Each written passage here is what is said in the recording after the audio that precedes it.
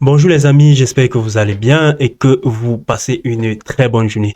Bienvenue dans cette nouvelle série de vidéos dédiée à l'apprentissage en trading. J'en ai publié une série de vidéos comme celle-ci dans le passé ou un peu qui a d'ailleurs aidé beaucoup de personnes et d'autres personnes m'ont tout simplement dit que la qualité du son n'était pas très bonne, ne leur donnait pas la possibilité de pouvoir vraiment suivre tout ce que je disais à la lettre ou un peu. C'est pour cette raison que j'ai tout simplement décidé de refaire une série de vidéos destinées à l'apprentissage du trading tout en améliorant bien évidemment la qualité du son. Vous me direz en commentaire ou un peu.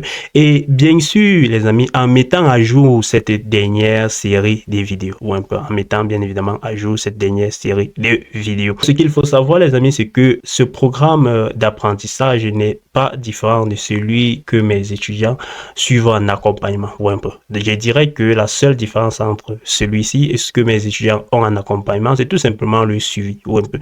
Le suivi qu'ils ont de façon constante ou un peu. Sinon, il s'agit tout simplement des mêmes cours ou un peu. Donc, je vous dis ceci pour tout simplement vous encourager à prendre cette série de vidéos au sérieux et de vous dire que si mes étudiants en accompagnement réussissent grâce à cette série de vidéos ou un peu, vous également qui suivez cette série de vidéos gratuitement sur YouTube, vous pouvez également réussir ou un peu. Vous avez toutes les chances de réussir.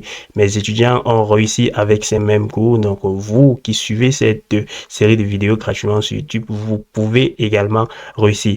Alors, à qui correspond cette série de vidéos? Cette série de vidéos correspond tout simplement à ces personnes qui sont passionnées du trading ou un peu ces personnes qui veulent également, grâce au trading, développer des sources de revenus, que ce soit des sources de revenus secondaires ou des sources de revenus principales ou un peu. Grâce à cette série de vidéos, vous allez tout simplement pouvoir, surtout si vous la prenez au sérieux, atteindre ces différents objectifs ou un peu. Que vous soyez trader novice qui ne sait rien du trading ou un peu, ce programme vous correspond. Tout simplement parce qu'on va revenir sur les notions de base même du trading. On va définir c'est quoi le trading ou un peu, on va voir ce que vous pouvez trader en bourse, on va voir vraiment cette notion de base là. Donc que vous soyez purement novice, purement débutant, comme je l'ai dit, ce programme a changé la vie de beaucoup de mes étudiants en accompagnement. Donc vous également, vous pouvez trouver votre compte grâce à ce programme. Que vous soyez trader intermédiaire qui recherche juste une stratégie de trading pouvant l'aider vraiment à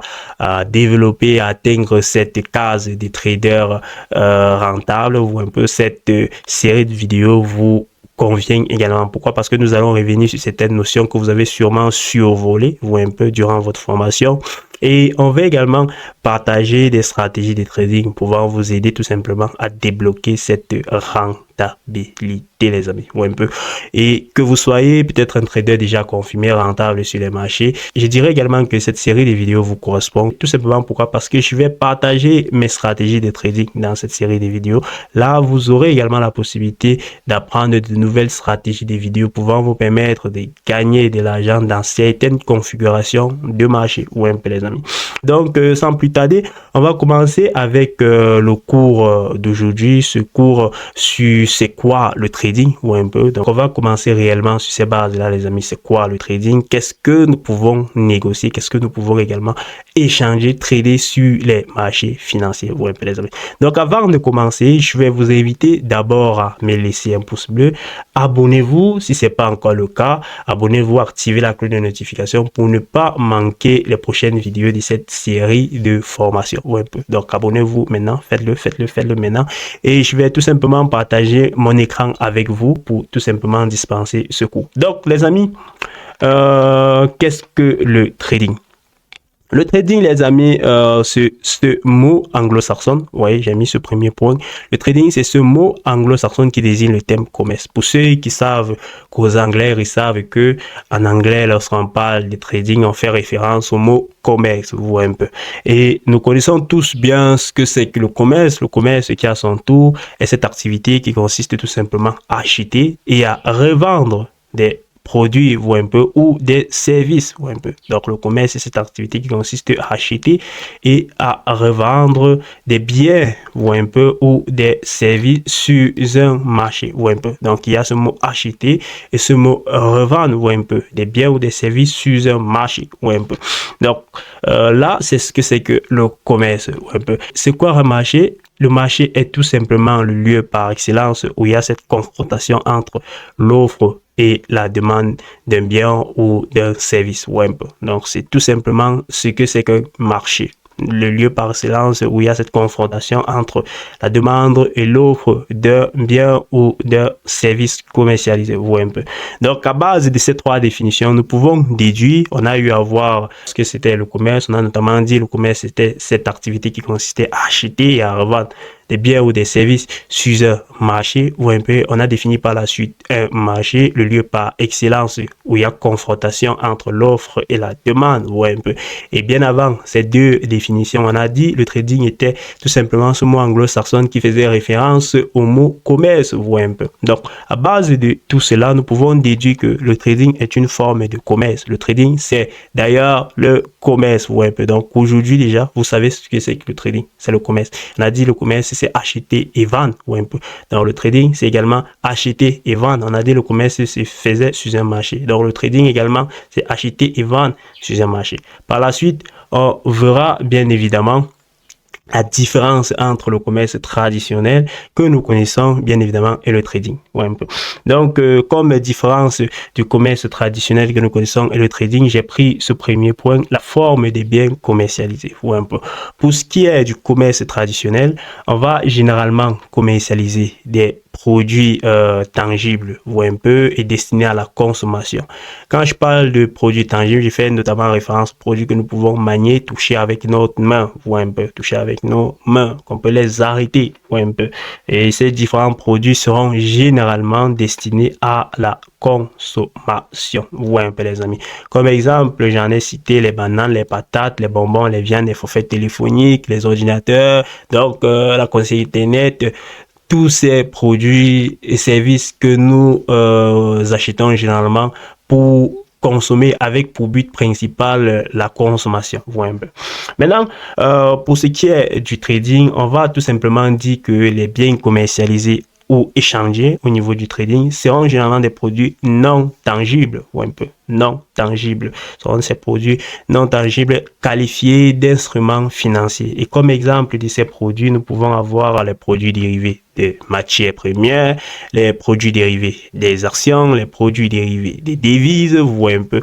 Et s'il faut définir en tout cas un produit dérivé, on va tout simplement dire c'est un produit financier qui suit les performances, qui suit le cours un peu d'un autre produit qualifié sous-jacent un peu. Donc lorsqu'on parle ici d'un produit dérivé d'une matière première, donc c'est ce produit financier qui suit le cours d'une matière première. S'il s'agit là du produit dérivé de l'or, elle va être le produit financier qui va suivre le cours de l'or un peu. Donc l'or dans ce cas est qualifié de sous-jacent un peu les amis.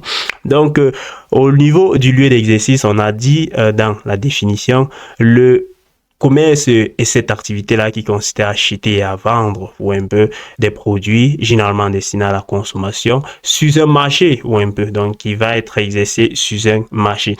Pour notre commerce traditionnel, on verra que cela va s'exercer sur un marché et le marché, comme on l'a dit dans la vidéo, c'est tout simplement le lieu par excellence où il y a cette confrontation entre l'offre et la demande un peu. Donc nous pouvons créer un marché dans nos maisons, dans nos places de marché, dans nos villages ou un peu dans notre chambre en même temps qu'il y a cette confrontation entre l'offre et la demande, on vient tout simplement de créer un marché ou un peu. Donc le commerce traditionnel peut s'exercer partout.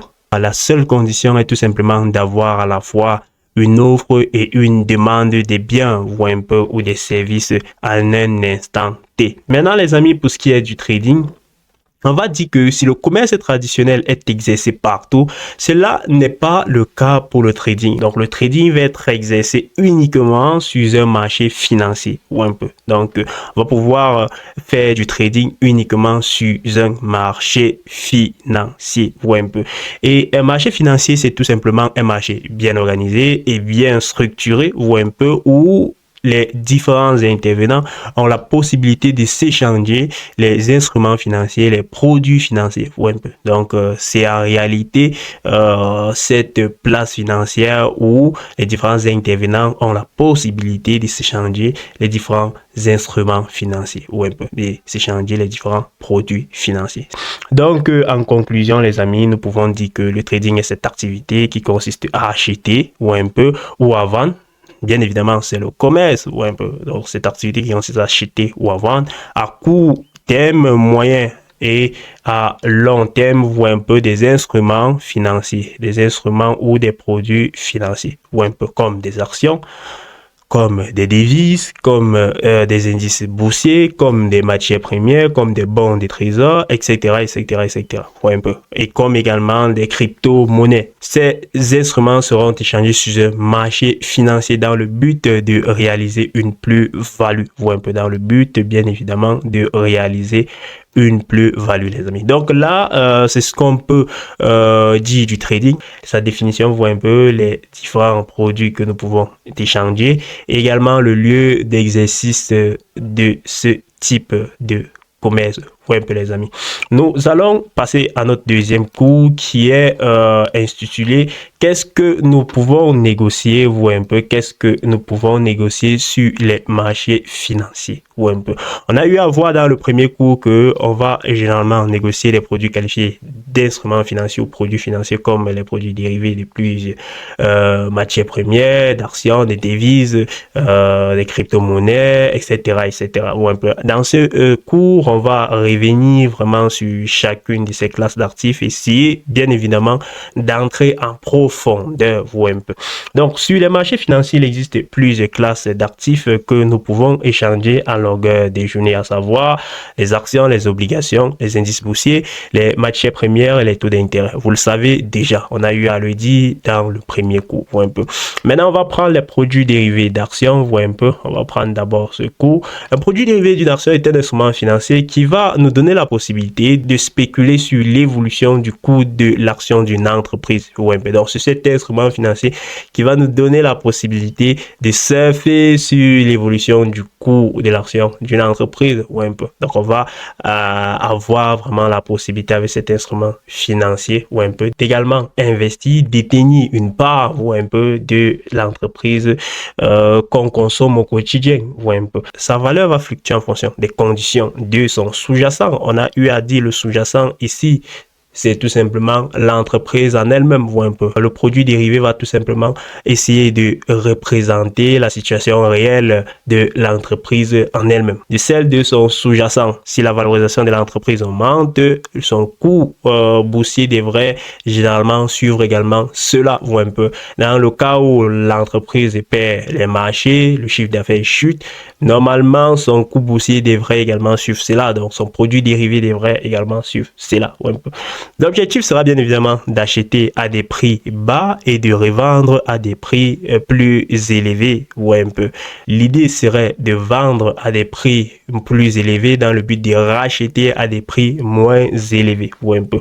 Donc, en deux, nous pouvons également prendre les paires de devises comme classe d'actifs que nous pouvons négocier, échanger sur les marchés financiers.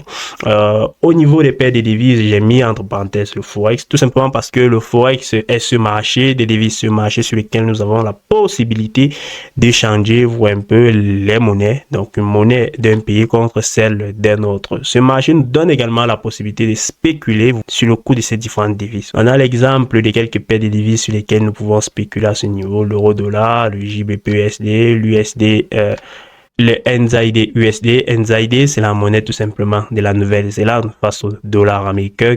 Le JBP-AUD, c'est tout simplement la monnaie dans la livre face au dollar australien. Vous un peu, les amis. On a également cette classe d'actifs connue sous le nom d'indices boursiers. Les indices boursiers vont être ici des instruments financiers qui vont regrouper plusieurs actions des entreprises appartenant soit à un même secteur d'activité, soit à une même localité ou un peu. On va avoir des indices boursiers comme le SP500 qui va regrouper les 500 plus grosses entreprises américaines. On a également le CAC 40 qui va regrouper les 40 plus grosses entreprises françaises. On a le Nasdaq qui va regrouper les entreprises du secteur de la technologie aux États-Unis. Ouais, un peu. Donc, c'est un panier en réalité, c'est un panier d'actions ou un peu qui va regrouper généralement les actions appartenant au même secteur d'activité comme le Nasdaq qui regroupe les entreprises du secteur de la technologie ou les entreprises appartenant à une certaine localité, à une même région géographique comme le S&P qui va regrouper les 500 plus grosses entreprises américaines ou comme le CAC 40 qui va regrouper les 40 plus grosses entreprises françaises. On a par la suite cette classe d'actifs également connue sous le nom des obligations. C'est également des classes d'actifs qu'on va pouvoir spéculer dessus sur les marchés financiers. Une obligation, c'est tout simplement un type de créance, vous voyez un peu. Elle permet aux entreprises de lever les fonds pour leur investissement, donc pour leur financement. On a également la possibilité de spéculer sur ce marché, ouais, un peu. Donc on verra bien évidemment par la suite un cours dédié uniquement aux obligations, les amis. Donc on a également en 5e position comme classe d'actifs les produits dérivés des matières premières, ou un peu. Là, ces produits dérivés vont nous donner la possibilité de spéculer sur le coût des matières premières, ou un peu comme l'or, le pétrole, le gaz, le blé, etc., etc. Comme autre classe d'actifs que nous pouvons négocier, échanger sur les marchés financiers, on va avoir les bons des trésors, les amis, qui représente tout simplement le titre de créance envers les États. Ouais, un peu, c'est un titre de créance envers les États. Seuls les États ont la possibilité d'émettre des bons de trésor. Nous aurons également la possibilité de spéculer dessus, ou un peu sur cette classe d'actifs. En conclusion, les amis, nous venons de voir que il existe tout simplement plusieurs classes d'actifs dont nous pouvons spéculer dessus.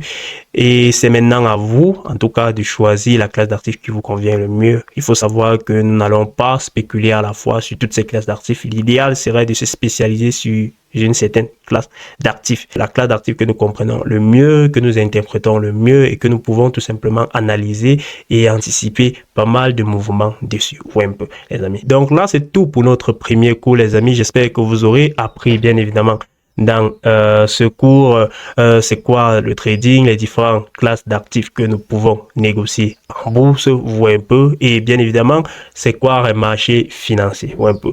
Si c'est le cas, n'hésitez pas de laisser un pouce bleu, tout simplement, les amis. Si vous n'êtes pas encore abonné, abonnez-vous, activez la cloche de notification pour ne pas manquer les prochaines vidéos, les amis. D'ici à là, les amis, je vous souhaite tout simplement le meilleur sur les marchés financiers et à très bientôt, les gars.